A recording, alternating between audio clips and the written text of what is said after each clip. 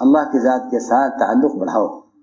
جب کام کرنے والوں کی ذکر عبادت میں اور ان کی تنہائیوں کی عبادات میں کمی آئے گی تو ان کے اور ان کے مخلوق کے درمیان کے تعلقات بگڑیں گے. ان کے مخلوق کے درمیان کے تعلقات بگڑیں گے. جی ہاں. دوسری بات یہ ہے کہ اس کام میں آگے بڑھنے کا اصل تعلق اللہ کی ذات کے ساتھ تعلق بڑھانے میں ہے. ورنہ دیکھو یاد رکھو ہماری بات، لوگوں کی سفارشات سے جو لوگ آگے بڑھتے ہیں وہ راستہ دنیا کا ہے، دین کا نہیں ہے. لوگوں کی سفارش، آپ سپورٹ کرو، آپ انہیں سپورٹ کرو. ابھی وہ لوگ کہتے بھی ہیں کہ جی یہ فلاں فلاں ہیں، جی فلاں کو سپورٹ کر رہے ہیں. ہاں شکایت ہوتی ساتھیوں کہ جی فلاں فلاں کو سپورٹ کر رہا ہے. اچھا بھائی اگر اس کو سپورٹ کر رہا ہے تو تمہیں کیا پریشانی ہے؟ کیونکہ سپورٹ تو جنازوں کو کیا جاتا ہے. سپورٹ کسے کیا جاتا ہے؟ حدیث میں جنازہ کہتا ہے قدمونی قدمونی، مجھے آگے بڑھاؤ مجھے آگے بڑھاؤ. ارے تو خود کیوں آگے بڑھتا؟ تیرے لیے میدان کھلا ہوا. ہاں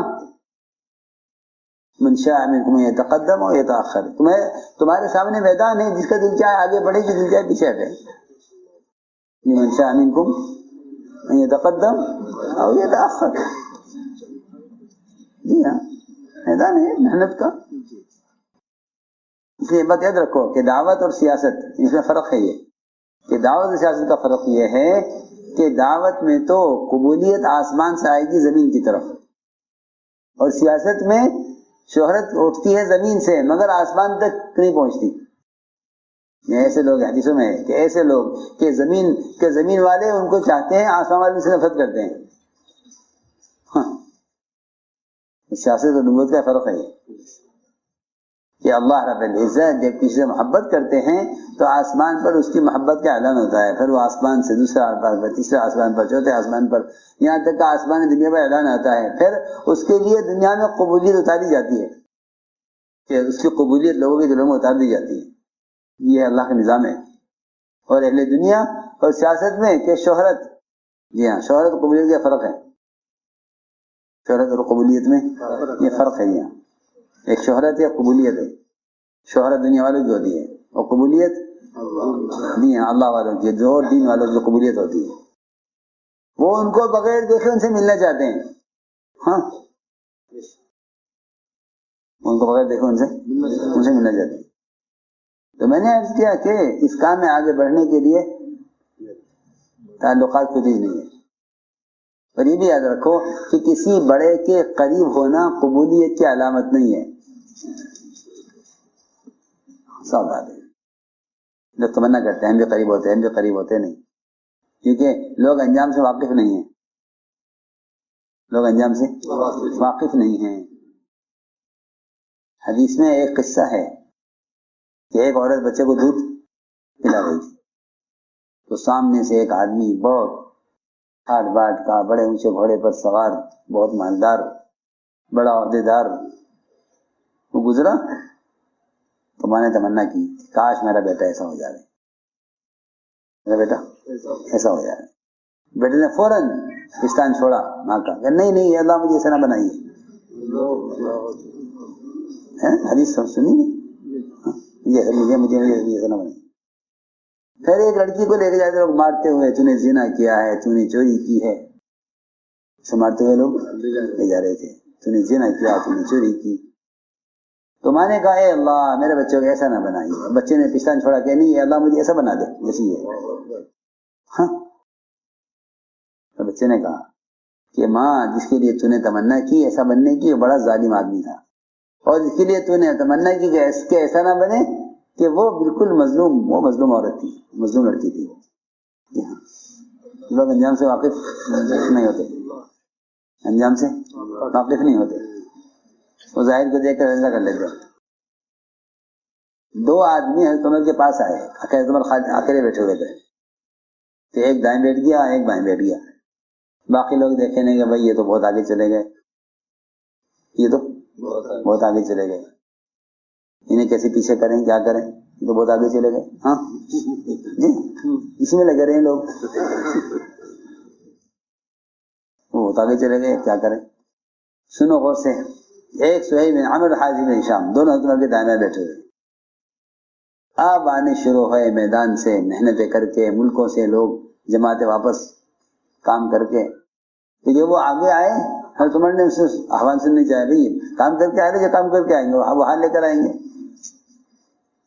جو کام کر کے آئیں گے وہ حال لے کے آئیں گے. یہ کیا کر کے آئے؟ انہوں نے حالات سنائے. یہ وہ حالات سنانے لگے، حضرت عمر کو قریب کرنا چاہتے تھے سننے کے لیے، آگے بیٹھے ہوئے تھے. تو ہمارے بھائی آپ ذرا پیچھے ہٹ جاؤ، سہیل پیچھے ہٹ جاؤ، اور حارث تم ذرا پیچھے ہٹو، ان کو آگے لاؤ. ظاہر بات ہے کہ جو محنت کے میدان میں نہیں ہیں وہ کیا سنانے، وہ تو بیٹھے ہوئے ہیں.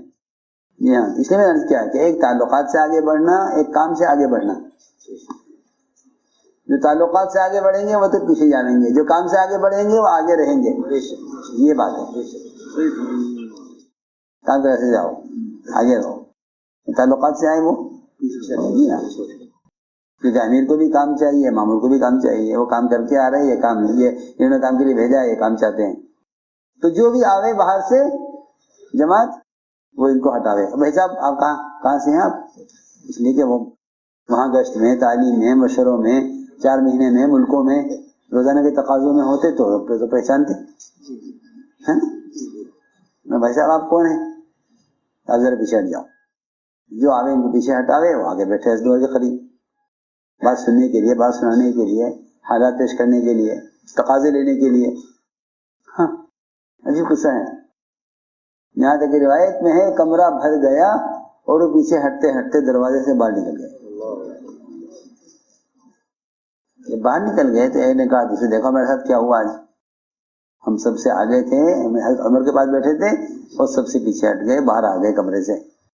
تو اس نے جواب دیا کہ دیکھو بھائی، امیر پر اس کا الزام نہیں ہے کہ انہیں کسی کو ہٹایا ہے. یہ بات اصل ہے، یہ کوئی کسی کو ہٹاتا نہیں ہے.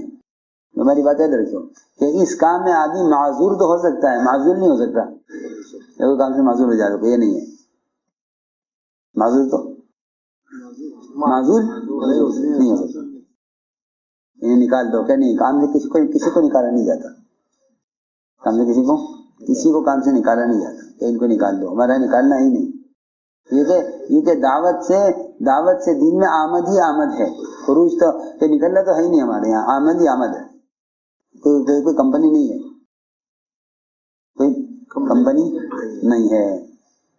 ہاں، یا کوئی عہدہ نہیں ہے کہ صدر تھے پھر ان کو صدارت سے معزول کر دیا، یہ وزیر تھے ان کو وزارت سے ہٹا دیا. کوئی ہمارے یہاں عہدے ہے ہی نہیں. ہمارے یہاں عہدے ہے ہی نہیں. جی ہاں، عہدے تو جہاں عہدے ہوتے ہیں وہاں کام تقسیم ہوتے ہیں. یہ ان کا کام ہے، یہ ان کا کام ہے، یہ ان کا کام ہے. حالانکہ حضور اکرم صلی اللہ علیہ وسلم تعمیر میں اور صحابہ کے ساتھ فاقے میں اور بھوک میں اور پیدل چلنے میں ایسے ساتھ رہتے تھے کہ آنے والوں کو پوچھنا پڑتا ہے تمہیں نبی کون سے ہیں؟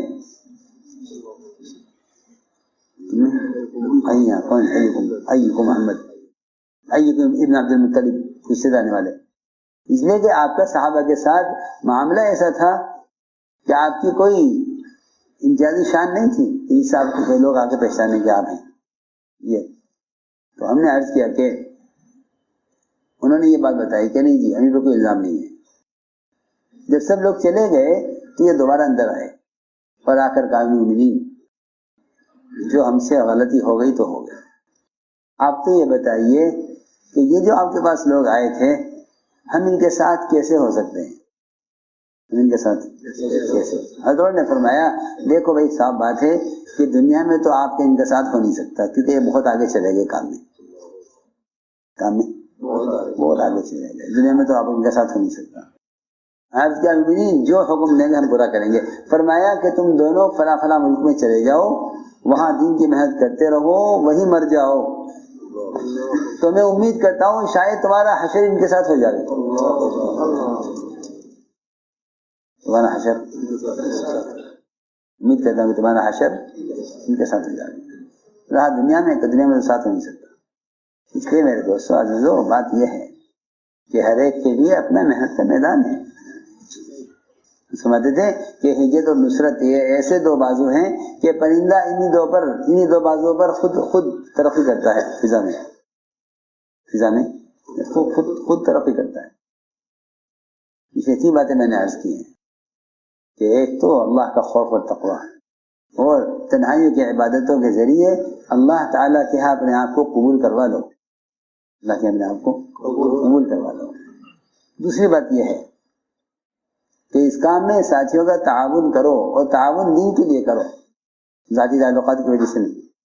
اور تیسری بات یہ ہے کہ قربانیوں سے اپنے آپ کو آگے لاؤ، تعلقات سے نہیں، قربانیوں سے، جو قربانی سے اپنے آپ کو آگے لاؤ۔ کہ جو آدمی قربانی کے راستے سے آئے گا اس کو اللہ لائیں گے، اس کو اللہ لائیں گے، اللہ کا کام ہے، اس لیے اپنے آپ کو قربانی سے اللہ کے ہاں قبول کروانا ہے، کریں گے انشاءاللہ۔